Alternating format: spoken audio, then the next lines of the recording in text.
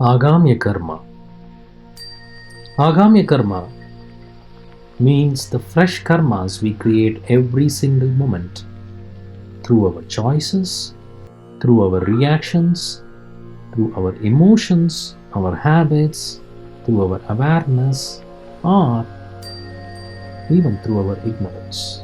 In simple words, what you create today depends on how you respond today.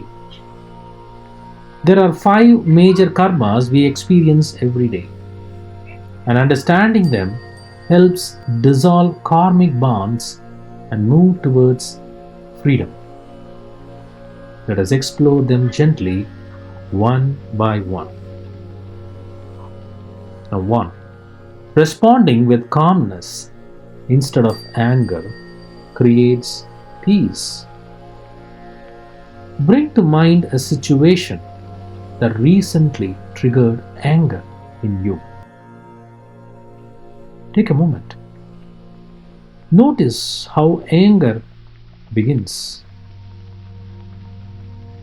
A sensation in the body, a tightening, a heat, a movement of energy. Who is the first person affected by this anger? It is always yourself. Can you shift your focus from that external trigger and instead notice the sensation of anger as it arises within? It doesn't matter who creates the conflict or who tries to provoke anger.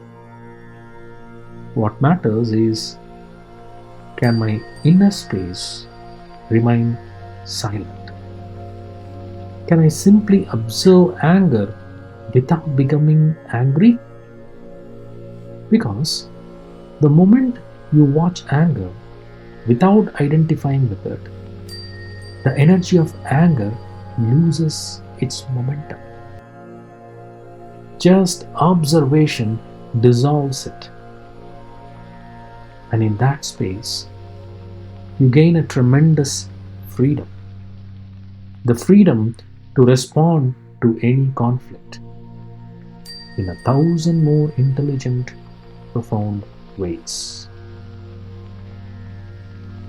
Second, blaming others after a breakup or conflict,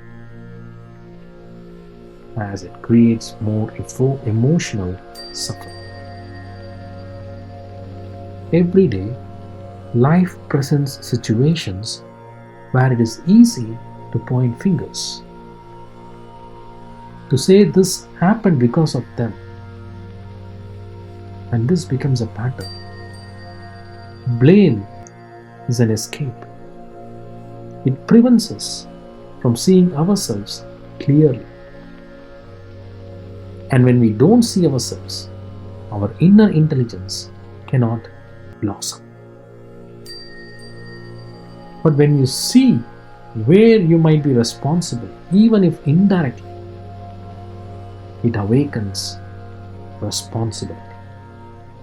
And responsibility awakens tremendous awareness. When you act from this responsibility, it becomes duty towards yourself. And others see that as a help. Every conflict around you is actually a great opportunity to generate limitless responsibility and awareness. But we avoid it by blaming someone, falling into the pattern of saying, I am right and they are wrong. These patterns block our growth. Observe the moment of escape, also its movement, the urge to point out someone, the story the mind creates, the image of yourself as a victim. Can you emotionally witness this happening inside you? 3. Overeating. Practicing awareness creates freedom from patterns. Now, the food we eat has a tremendous influence on the mind. It can awaken us, it can dull us, or push us back into the pursuit of pleasure. And often, the hunger we feel is not for food at all. We eat sometimes for companionship, for relief from loneliness, for escape from boredom, or simply for a brief hit of comfort. Food becomes another distraction, just like entertainment, success, or relationships, a way to avoid facing what is. Now take a moment and recall how you feel after each meal, your breakfast, your dinner. Do you feel it light and active, or is it heavy and dull? Because only when we truly recognize the effects of food can our intelligence naturally choose a healthier diet without force and without compulsion. Can we choose consciously each time we eat instead of being pulled by taste and smell? Now, only this intention, which is to choose consciously, can break the pattern of addictive consumption. 4. Constant indulgence in pleasure-seeking activity, which creates addiction patterns. Now, pleasure is a risk human beings face every single day.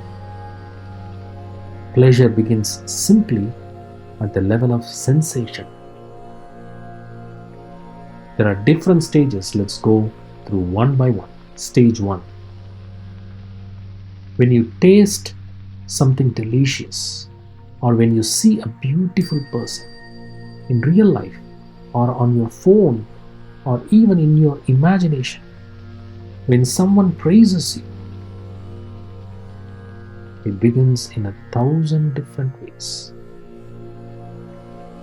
And stage 2 is where the mind remembers that sensation and brings it back when you feel lonely or bored or a similar situation. Here you can consciously terminate it or acknowledge it.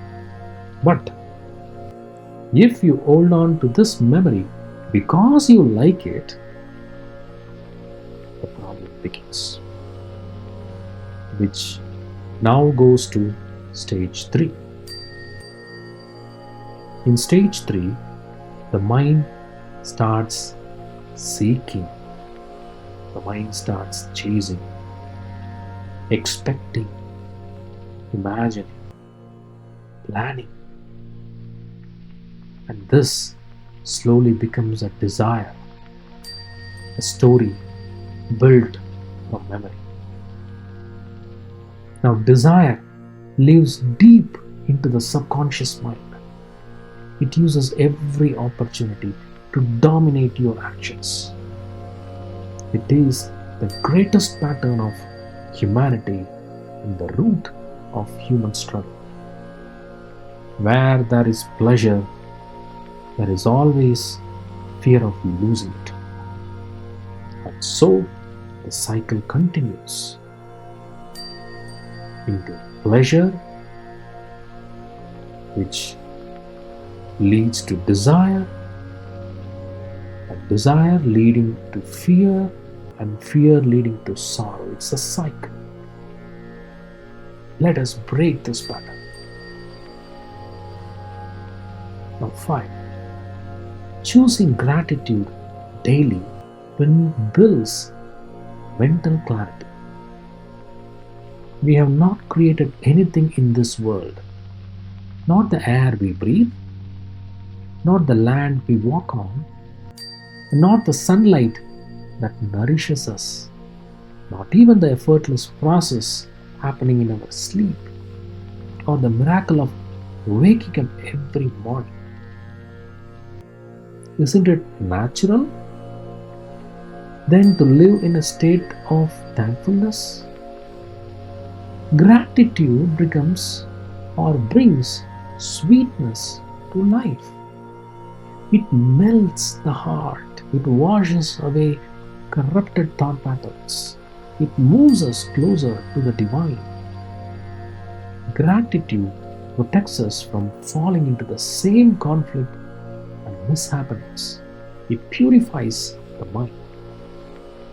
But ask yourself honestly, are we not too adamant, too busy to take even a moment every day to acknowledge the greatness of this life and thank Him? Right now, mentally answer to this question. How much time do you allocate daily for gratitude? Even a few minutes to begin. Now, the most intelligent, awakened beings are those who know how to convert every moment into gratitude. You can even feel gratitude for the wisdom you are receiving right now. Let's break